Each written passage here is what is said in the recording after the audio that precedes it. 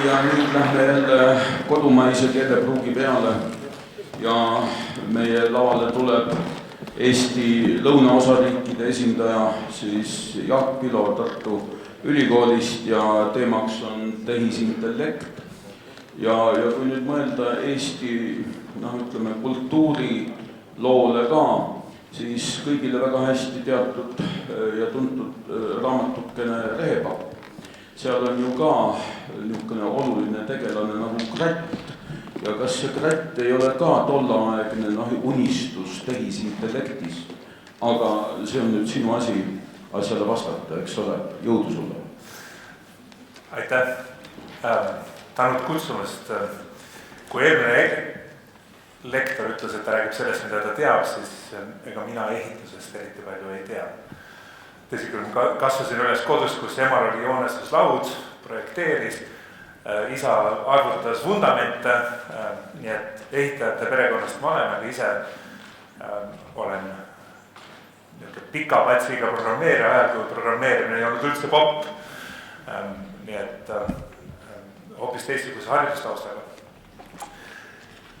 Ja kui ma siin eelmise lektori lõpus küsisin küsimuse, siis te tegelikult näete, kui erinev on tarkvara maailm ja ehituse maailm. Tarkvara Microsofti Word on väga kallis toode, aga te kõik saate selle peaaegu tasuta kätte endale. Kõik, mis on siin tehtud, on globaalselt kasutatav ja kulu ja tulu on täiesti erineva süsteemiga kui ehitustes. Et see on nagu hämmastav, kuivõrd erinevad ärimudelid tegelikult on selles võtmes ja loomulikult mõned kõige kasumlikumad tarkvaraettevõtted on need, kus teie olete ise tooted ja teie nende eest midagi ei maksa, Google'id, Facebookid, aga see tarkvara, mis taga on töötud. Ja mida mina siis nagu tean, ma tean programmeerimisest, ma tean bioloogiast, molekulaarbioloogiast, DNA-st, terviseandmetest, personaalmeditsiinist. Me oleme teinud kompetentsikeskuse andmeteaduse kohta, me käivitame andmeteaduse õppekava, tegelikult me õpetame andmeteadust tehisintellekti juba kaua aega informaatika õppekavade raames. Nüüd me teeme täitsa uue andmeteaduse õppekava. Oleks väga tore, kui mõne aasta pärast tuleksid ka ehituse valdkonna inimesed õppima andmeteadust lisaks. Et me teeme ta interdistsiplinaarse õppekavana tegelikult, et erinevate erialad inimesed saaksid ka seda õppida. Ja lisaks on mul see Tartu Ülikoolis Arvutiteaduse Instituudi juhtimise roll. Nii. Tegelikult on väga keeruline proovida nagu jõuda sinna, et kuidas me nagu ehitust saame aidata. Aga see on lihtsalt üks ilus pilt, aga kui te mõtlete, mis siin taga on, lihtsalt Google'des ma otsisin teatud pilte ühe teise asja jaoks. Siin taga on joonistab välja Londoni kaart. Selle järgi, kuidas inimesed teevad Londonis fotosid. Kus nad teevad, kas nad on välismaalased, kas nad on Londoni elanikud, kus on hotspotid, kus on külmad kohad, kus käivad kohalikud õlut joomas, kuhu välismaalased üldse ei satu, mis iganes. Ja kõik see tuleb lihtsalt sellest, et on andmed, on fotod, on säutsud, on geotäägitud info, on sensorid, mis on mingis mõttes andmeid kogunud ja suurandmete analüüs võimaldab need kokku panna erinevateks piltideks, ülevaadeteks, aru saada, mis seal taga toimub. Et kõik, mida teie suudate vähegigi koguda ehitusplatsil, te peaksite mõtlema, et kõik, mida te suudate koguda andmetena, salvestada, peaks olema analüüsitav ühel või teisel viisil, vaadata, kuidas see sõltub ilmast, vaadata, mida teevad ühe firma tüübid ehitusplatsil, teise firma tüübid ehitusplatsil, mis iganes. Ma tahan öelda kuidagi nagu seda, et kui me läheme interdistsiplinaarsetele asjadele, siis tuleb võtta väga teistsugusest domeenist põhifundamentaalseid oskusi ja proovida see üle kanda enda domeenile. Et ka andmeteadus on alati väga domeeni-spetsiifiline. Ma rääkisin, et me teeme tervise ja bioloogia andmetega tööd, aga samas paljud need andmeteaduse meetodid, tehisintellekt ja andmete analüütika on ülekantavad võib-olla ka ehitusse. see ei ole see, et mina pean tegema kõike seda, aga mõni teine võtab samu asju kasutusele teises kontekstis. Tehisintellekt tuleb ja on targem kui inimene, seda te olete kuulnud, sest ta ju mängib teist paremini malet, kabet, kood, aga tehisintellekt teeb väga spetsiifiliselt seda, mida ta on treenitud tegema. Et tehisintellekt, üks väide võib olla see, et sel hetkel, kui arvuti mängib sinu vastu malet, ega see arvuti ei mõtle, et vau, ma mängin malet. Ta lihtsalt täidab seda programmi, mis tema sees on. Aga siin on üks erinevus, seda programmi, mida ta täidab, ei ole teinud inimene. Selle programmi on teinud arvuti ise. Et kui mingil hetkel oli see, et teeme programmi, millega mängime malet, trips-traps-trulli programmi oskab peale paarikümne tunni programmeerimist igaüks programmeerida reeglitega. Aga maleprogrammi samal viisil ei ole võimalik, nii et maleprogrammid on sellised, mis on treenitud arvuti iseennast enda vastu mängides. Et üks on see selline mängud, milles on eesmärk võita vastast, optimeerida, saada paremaks. Kohad, kus seda väga edukas on tehisintellekt, on kõne tuvastamine, kõik need Siri, Alexa, muud platvormid, ka eesti keelel on kõne tuvastus, masintõlge tekstist, kõnest tekstiks, tekstist teiseks tekstiks, pildid. See revolutsioon, et piltide pealt on ära võimalik tunda objekte, ma ei tea, laudu, toole, inimesi, panna pildi pealt kirja, vaadata ära, tuvastada nägusid, see on suhteliselt uus. Ega sellises suures skaalas suudetakse seda teha viimased 3-4 aastat, 3-4-5 aastat võib-olla. Ja me ei tea kõike seda, mida see uusi asju see võimaldab.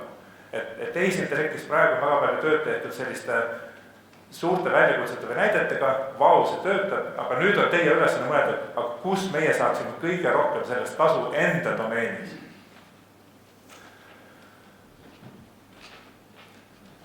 Robotid võivad olla väga erinevad, lähete guugeldate, juba on robotid, kes panevad kipsplaate seina peale. Võib-olla see ei ole see, mis lõpuni muudab kogu ehitusmaailma, aga robotid, mis teevad kindlat ülesannet, samas niimoodi, et ta on nagu treenitud midagi tegema või ise treeninud, et see on siiski reaalsus. Siin on näide robotist, kes teeb ka veidike vähem struktuurset tööd, selle lindi pealt sorteerib prügi. Jälle teise arvuti peal input, teie on kusagil välja läinud. See, mida meie tegime, õppisime programmeerimises. Ja mida te esimestes programmeerimistundides võiksite teha, on see, et te kirjutate programmi, te kirjutate täpselt ette rida-rea järgi, mida on vaja täita. Sisendist, täita, väljund. Ja see, millest ma rääkisin enne nagu tehisintellekti kontekstis, on selline, et me ei tea, kuidas sisendandmetest tuleks selline väljund info. Me ei oska võib-olla ette ennustada, milline on kogu ehituse lõpptuleviku maksumus, aga kui meil on piisavalt palju näiteid, projekte, kus meil on need asjad olemas, ette välja arvutatud, mitte ainult plaanid, vaid ka tegelikult realiseerunud, korreleerunud kõik ära need ilma või muude oludega, siis meil on palju näiteid, kus me teame, oli selline projekt, oli selline lõpphind. Ja küsimus on, et vahepeal, mis on see mudel ja mis on see programm, mis suudaks seda korrata. Et treenida seda mudelit midagi ennustama. Kas ühte asja nagu hind, jah, ei, küsimusitele vastama või midagi palju keerulisem. IT-s tavaliselt tegelikult räägitakse sellest, et kui sa teed ühte ennustust, siis sa saad seda korrata palju korda ja siis tuleb sul ka välja võib tulla kasvu pilt näite pärast. Ja kui me treenime, me teame, mis peaks olema see väljund, mida me tahame, varasemad näited on olemas, näiteks ennustatud objektide hinda ja siis arvutiprogramm ennustab neid juurde, me tahame, et arvuti teeks samamoodi nagu minevikus, aga siin on üks hästi oluline nüanss. Väga lihtne teha alati seda, mida tehti minevikus, öelda, et see maja maksab nii palju. Lihtsalt jätta meelde, täpselt samasugune olukord toodab täpselt samasuguse lahenduse. See ei ole eesmärk, mida masinaõpe peab tegema, ta peab üldistama. Ta peab õppima ära uuele kontekstile, kuidas mugandada ja selle tõttu on see masinaõppe teooria ise veidikene tehniline, matemaatiline, et kuidas me ennustame tulevikku võimalikult hästi. Mitte seda kordama, mida minevikus, mitte seda meelde jätma, aga ennustada seda, mis on tulevikus. Ehk rakendada seda uues kontekstis. Ja need mudelid võivad olla mingisugused otsustuspuud, kui nii, siis läheme ühte arvupidi, kui naa, läheme teist arvupidi, paneme järgmise parameetri, liigume ülevalt alla, jõuame otsustuses kusagil olukorrani ja teame siin vastust. Või need võivad olla reeglid või lineaarregressioon. Suurem maksab rohkem mingi sirg, mingisuguste parameetritega. Te olete kuulnud tehisnärvivõrgust. Meie ajudes, aisningutes on neuronid, mis saavad vasakult mingeid sisendeid. Kui piisavalt palju on sisendit, siis see neuron tulistab järgmisele neuronile edasi, ehk teatud sisendite hulgast tuleb järgmine signaal välja. Ja täpselt see on nagu tehisnärvivõrk, kui on piisavalt palju sisendeid, kui see saab pool täis, siis ta annab edasi väljundi, edasi järgmistele neuronitele. Tegelikult see kõige lihtsamal viisil on see lihtsalt mingisugune kaalutud summa sisenditest. Et nii lihtne see ongi. Võtad mingi kaaludega arvesse sisendparameetreid ja annad välja mingisuguse info siis, kui sa oled saavutanud ületanud mingi künnise. Aga neid sa võid panna sellised neuronid, paned kihtide kaupa kokku ja välja tuleb suhteliselt keeruline mudel, kus sa saad sisendparameetritest, mis tulevad sealt kollasest, lõpuks võib-olla lõpliku hinna teada. Ja vahepeal seal on kaalutud summad, aga küsimus, kus need kaalud tekkisid.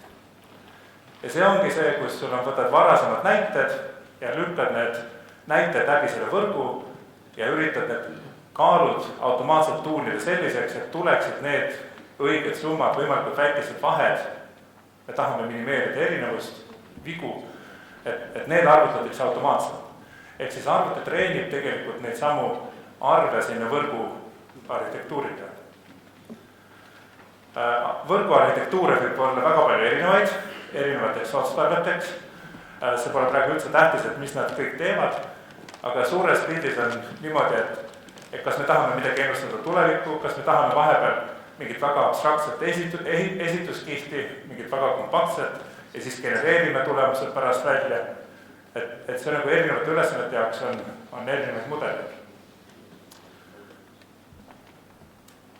Kui me enne ütlesin, et malemängu treenitakse niimoodi, et arvuti mängib lõpmatult iseenda vastu ja vaatab, millised programmid on paremad, millised mudelid on paremad lauaseisu hindama, siis siin on tegu sellega, et üks arvuti genereerib nii-öelda inimeste pilte ja teine ütleb, et kas ma tunnen ära, et see on arvuti genereeritud või mitte.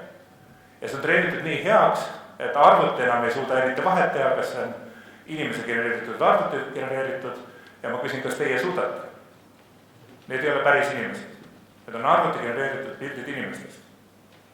See ei ole mitte hinnaennustamine, vaid see on mudel, mis genereerib juhuslikult inimeste nägusid. Te võite minna veebisaidele saada lõpmatuseni erinevaid inimeste nägusid. Ja kui me niimoodi treenime ära selle mudeli, mingi komponendi, siis me saame selle mudeli võtta ja panna sinna ehituse tarkvara sisse, isesõitva auto sisse, et roosa osa koodi on see, mida me programmeerimisest tavaliselt teeme, if, then, else või mingi tsükkel, aga see sinine osa koodi on see, mida arvuti on ise treeninud. Ja see, mis praegu toimub, on see, et nagu arvuti enda treenitud koodi hulk kasvab. Üha rohkem on arvuti enda genereeritud koodi, kuni selleni välja, et ise juhtivad autod, võib-olla sellest, mis pilt tuleb, otsustab täpselt kogu selle juhtimise ise ära. Piisavalt palju sõidetakse, ta otsustab ise, kuidas ennast juhtida.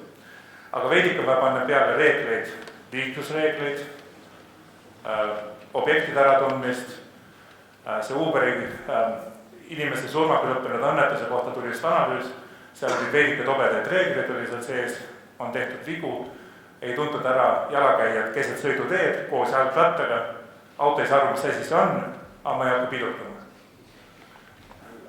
Või no mootor veel sekund ja vaata, kas ta on ikka veel olemas, siis otsustab, kas pidurdan. Ei pidurdanudki.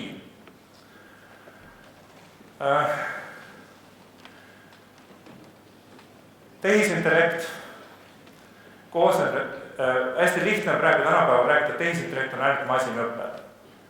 Et treenime masinale midagi tegema. Vabandust, et need loondus on halvasti. Aga see on üks väga tähtis komponent tehisintellekti. Masin on ise õppinud midagi tegema. See, mis teile võib-olla on hoopis olulisem, huvitavam, on see planeerimise ja optimeerimise küsimus. Me teame disaini või me teame parameetrid, kuidas disainist me saame hinda ja me peame muutma disaini optimaalseks, et ta annaks meile võimalikult suure arvu autoparkimiskohti, kuhu oleks mugav sisse keerata. Et siis tuleb ülesanne see tööplaan ehitada kuidagi niimoodi, et arvuti saaks seda plaani optimeerida. Ja see on kogu projekti juhtimise kõige selle peale. Inimesed on hämmastavalt halvad planeerijad suures pildis, võrreldes arvutiga. Ja loomulikult on vaja ikkagi seda tarkvara, kuhu ta sisse läheb. Siin on järgmine näide pilt linnast ja kui te mõtlete suurt operatsiooni, siis siin on pilt, kuidas on ära optimeeritud linna Dublini, Iirimaal linna bussivõrk. Aga kui palju sinna sisse läheb? Mis parameetrid sinna lähevad? Kas see on ainult bussi kiiruse küsimus, läbilaskevõime, kus kohast inimesed tulevad ja liiguvad, kuhu nad liiguvad, kuidas buss liini pealt läheb järgmise liini peale, kuidas optimeerid kogu selle lahenduse, kogu see plaan, selleks, et see plaan totaalselt ringi teha, arvuti peal see ei ole niimoodi, et 5 inimest istuvad kokku ja hakkavad siin juhuslikult jooni tõmbama. Et on tõenäoliselt suures osas läbi arvutatud, et kuidas oleks kõige optimaalsem sellist võrku teha. Ja sellise globaalse plaani tegemises tegelikult on vaja arvutit, mis proovib lahendusi optimeerida. Väga spetsiifilised tarkvarakoodid, tõenäoliselt on igas kontekstis vaja veidikene tuunida, mis on siseparameetrid ja nii edasi, aga see abstraheerimine, et me suudame oma valdkonna info panna arvutile sellel kujul, et me saame üldse arvutada, see on esimene samm selles.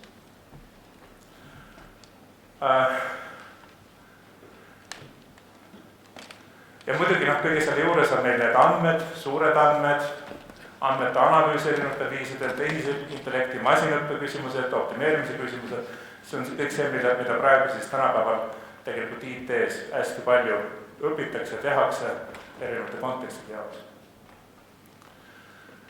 Ehituses, mida siis võiks mõelda, et mõõta salvestada andmeid kõike, mida te vähegi saate, sest neid on võimalik visualiseerida, inimesel vaadata, analüüsida, vaadata, kus on mingid probleemsed kohad. Mul oleks lihtne öelda, mõõtke kõike, mida vähegi saate, vaatame pärast, mida me sellest kasu saame, aga me teame, et igal mõõtmisel on ka hind. Kindlasti arvuti võiks olla kasulik planeerimisel ja optimeerimisel, tööplaanid, erinevad graafikud, tarneahelad, kõigest millest on jutt, sõltuvad sellest, mis toimub ilmaga, planeerida oma objekti ehitusaegu optimaalseks, et sul kallid kraanad ei oleks liiga kaua aega ehituse peal ja nii edasi. Et sellised optimeerimisel võiks proovida arvutiga paremini teha kui lihtsalt inimese poolt.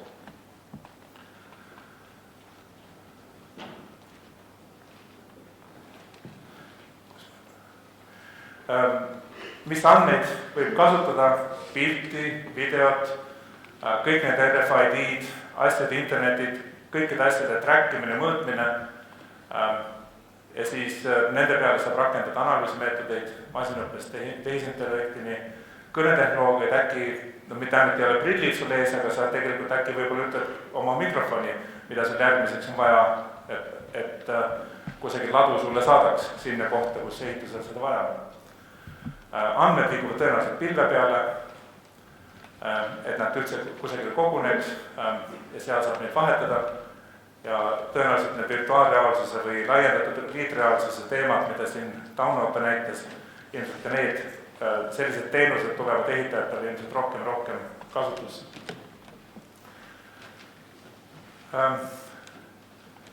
Projekti juhtimine, tarneahelad, planeerimine, automatiseerida saab korduvaid, igavaid, tüütuid, töömahukaid samme, mis on ühetaolised, neid on võimalik kõige kergemini automatiseerida. Aga eks peab vaatama ka turvalisust, töövahendeid ja kogu projekteerimist ja disaini. Mulle meeldis, et seda disaini optimeerimine, et see, mida me üldse tegema hakkame, et selles on tegelikult arvutil väga suur roll, ette planeerida optimaalseid lahendusi, järjekordi. Ja kui me optimeerime, siis mida me optimeerime? Hinda, kõige lihtsam, eks, aga ka aega, kui läheb pikaks, siis läheb ka hind üles, kvaliteeti, turvalisust ei tohi ignoreerida, me ei tohi teha midagi turvalisuse arvelt võib-olla igal pooleks. Ja siis on kõik see muud ääretingimused, seadused, regulatsioonid, Taanis olid regulatsioonid, kui palju valgust peab olema töökoha kohta, füüsikat ei saa ignoreerida, mis tähendab seda, et kui me tahame midagi optimeerida, siis need komponendid peavad olema sees selle tarkvara jupil, mis omab seda infot, millega ta saab oma planeerimistööd teha. Tartu Ülikoolis me teeme koostööd siis IT-alal eri tüüpi ettevõtetega, küll nendega, kes teevad siis IT-tööd või finantssektori tööd või ka robootikat. Isejuhtivad platvormid, on ta siis Milgram, me teeme isejuhtimisauto koostööd praegu Boltiga, oleme alustamas. Teeme ettevõtetega koostööd, kus meie magistrandid töötavad, see töötamine oli vale sõna praegu siin, meie magistrantide õppimise käigus on seotud ühe ettevõttega 3-poolse kokkuleppel, et nad tegelevad selle ettevõtte probleemidega kogu oma õpingute perioodi vältel. Et kui näiteks andmeteaduses tuleb keegi tudeng, kes on huvitatud ehitustemaatikast, siis me võime kokku leppida, et tema töötab mingi ehitusettevõtte kontekstis kogu oma magistriprogrammi vältel. Siis tudengid teevad sageli oma projekte, me teeme sellise sandboxi või liivakasti keskuse, kuhu visatakse sisse ülesanded näiteks ettevõtete poolt, aga see on puhtalt tudengite asi neid probleeme lahendada. Nii hästi halvasti, kuivõrd nad seda siis suudavad. Ja lihtsalt ettevõtetega koostööprojektid. Me kolime 2 kuu pärast sisse Teta keskusesse, mis on Tartu südalinnas Emajõe kaldal. Praegu oleme mitmes kohas laiali, arvutinduse instituut on kasvanud, aga sinna majja tuleb sisse ka majandus ja ärindus, majandusteaduskond, matemaatika ja statistika ja seal vasakul on üks teine hoone veel, kuhu tulevad ettevõtted, Kybernetica, Swedbank, STAK, Statistikaamet, et selline andmetega töö käib hästi palju selles Teta keskuses. Ja siin on lihtsalt küsimuste-vastuste perioodiks selle ehitamise timelapse. Kui nüüd võtta need pildid, videod, siis tegelikult oleks võimalik siin trackida kõikide kontraktorite autosid, millal, kus nad tulevad, kus asjad on, mis etapis, kui kiired ühed või teised asjad sünnivad. Et kui ma enne ütlesin, et pildi analüüsi võimekus on põhimõtteliselt olemas, siis tegelikult seda tüüpi küsimusi saaks ka selliste piltide pealt maha lugeda ja visualiseerida. See lihtsalt näitab videot, aga tegelikult oleks võimalik mõõta ja anda nendele andmetele interpretatsioon taha. Aga see, mis on see, kus on teie valupunktid ja mida te tahaksite mõõta, analüüsida, see teadmine peab tulema sektorist endast. Aitäh!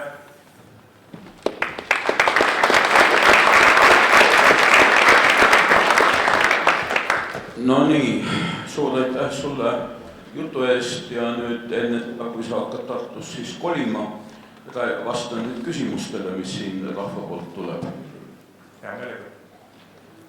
Oi, Ergo Elde seal näeb püsti. Minul on kohe head mitu küsimust, aga võib-olla siis alustaks sellest, et sellest andmeteadusest, tehisintellektist, masinõppest, neid termineid on viimastel aastatel tekkinud nii palju, et ma arvan, et ka päris palju, mina kaasa arvatud, on tekkinud kergesükene segadus, et mis on siis vahe, mis on siis neist sarnane ja nii edasi, et ma mõtlesin, et äkki sa täpsustaksid lihtsas eesti keeles, et kuidas me peaksime nendest asjadest mõtlema? Tehisintellekt on miski, mida on üritatud mõelda aegade esimestest arvutitest alates. Et arvutit ju midagi arvutab, teeb, ta võiks olla tehislik intellekt. Et tehisintellekt on selline teema, mis on tegelikult terminina 60+ aastat vana. Selle arenduse need haipitsüklid, et ootused ja lootuste kustumine ja ootuste üles kruvimine ja lootuste kustumine käinud mitme sellise tsükliga, et praegu lihtsalt suurema buumi aeg, kus tegelikult mis on muutunud, on mõned lahendused on muutunud, mõned asjad, mis enne tundusid keerulised, on korraga ära lahendatud, on saavutatud arenguhüpe ja ennekõike masinõppes. Et just et ma üritasin kirjeldada, mis see masinõppe on, et masin üritab välja mõelda, mis on see programm seal vahel. Ja loomulikult see suhteliselt struktuurne lähenemine sellele. Aga tehisintellekt ise on laiem ja käsitleb ka kogu planeerimise poolt. Ja planeerimine on selline ülesande püstitus, sa pead midagi tegema algusest lõpuni ja siis tuleb seda optimaalset lahendust otsida. Et tehisintellekt on selline selgelt buzzword hetkel, aga seal on teatud põhjused, et seal on tõesti saadud ka kasulikke tulemusi. Ja andmeteadus laiemalt on siis see, kõik see, mis tegeleb nagu andmetega, statistika tegeleb andmetega, ja statistikute jaoks, statistikud ütlevad, et statistika on andmeteadus, aga me teame, et siin on ka suurandmed, inseneerid, aga kuidas kõike seda teha. See vist pilt ei seisma meil, kui saate alguses. Maja saab valmis juba. Saame, kui tahad uuesti panna, siis pead uuesti panema slaidi käima. Et sellest me võime filosofeerida küll. No nii. Üks kiire küsimus veel, et natukene küll mainisid, aga ise ka teinud natukene selles valdkonnas, natukene teadust üritanud siis artiklit kirjutada, et mulle endale on jäänud mulje, et selliste asjade rakendamine ehituses on väga palju sõltunud sellest, et mis on need alusandmed ja see struktureeritus. Et seal tundub, et nendes kohtades näiteks ongi, et siis ütleme, ehituse maksumuskalkulatsioonid, riskide hindamine, siis tarneahelates, et kõigis nendes valdkondades, kus on mingid juba struktuurid, andmestruktuurid väga selgelt defineeritud, siis nendes valdkondades on nagu ehituses ka nagu asjad edasi liikunud, et kas see on selle suur eeldus, mis peaks olema saavutatud? Jah, sest ilma andmeteta on väga raske midagi arvutada, et ilmselt see, kui me räägime digitaliseerimine, siis see ilmselt on see esimene etapp, et üldse tekivad digitaalselt mingid andmed, tööplaanid ja nii edasi, või mingisugusel mõõdetul kujul info. Et meie tegeleme bittide ja baitidega arvutis, kusagil pilve peal, aga sinna peavad need infokillukesed tekkima. Et see digitaliseerimine on justkui see, et need andmed tekiksid, aga siis sinna peale saab hakata ehitama neid kasulikke kihte otsa.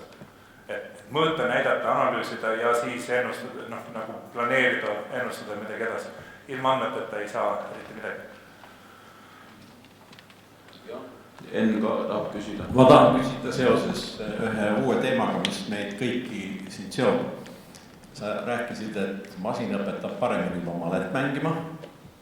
Nüüd hiljuti kuulutati välja üks riiklik hange Teadus-haridusministeeriumi poolt ja kõik õppevara luuakse e-keskkonnas. Kas on juba mingi tõestus, et masin õpetab inimest paremini kui õppejõud? Teaduslikud põhjendab. Mina olen selle klassikalise poole esindajast, et see footonite põrnatamine siin saalis on võib-olla väärtuslikum kui see, et see on kusagil videos. Et saab ka küsida reaalajas. Et vastused on keerulised, jah ja ei, et auditooriumisse saad rääkida ainult väikese hulga inimestega, aga sa võid ära automatiseerida nagu 10 000 või 100 000 inimeste peale ainekursuse mingitel puhkudel. Aga see ei ole odav lahendus, see ei tee õppejõutööd nagu ei kaota üldse ära, aga mingid asjad on, mingid elemendid ilmselt on, et üks õpib kiiremini, kergemini teksti põhjal, teine kergemini kõne põhjal, mõned oskavad rohkem seesama inimese talente, muusikat või midagi muud, et sa saad individualiseerida veidikene neid õpikiirusi. Et kui see õpe on kuidagimoodi läbi mõeldud ja mõõdetud, siis sa saad, nagu see Eesti startup lingvist, eks, et õpetada keelt. Tegelikult üks on see, et me tuubime sagedasi sõnu, aga teine on see, et ma tuubin, Andres peab õppima ära eesti keele, ma tuubin temale neid sõnu, mida ta veel hästi ei oska.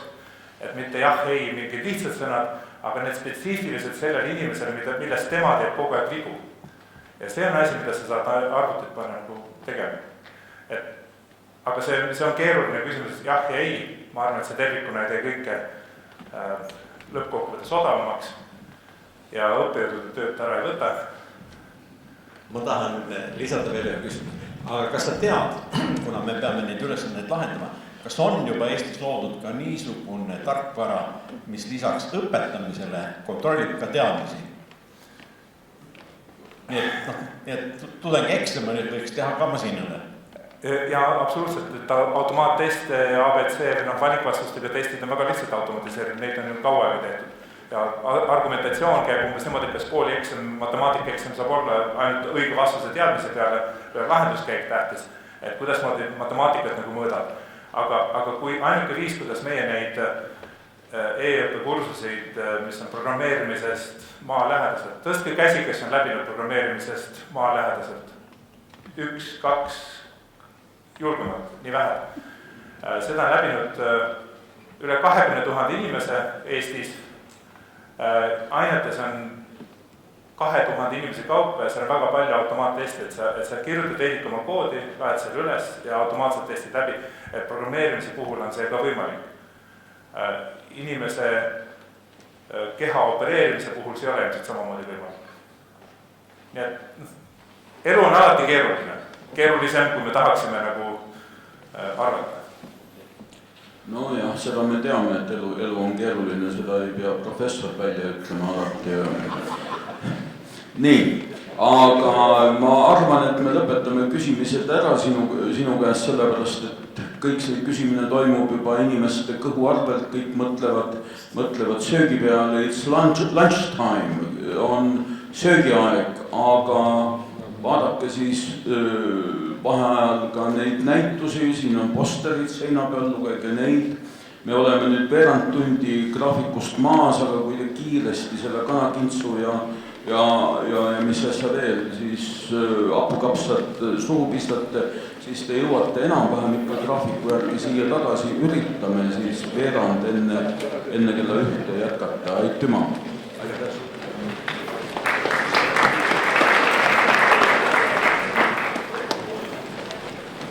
Kõik tudengid, kes siin on, palume lõunapausile 0 korrusele e-õppekeskuse juurde. Aitäh! Siim, Roode lubas sulle kanakintsu, aga mina ütlen, et siin on kintsud maha peal, saab ainult supp. Mis mõttes supp?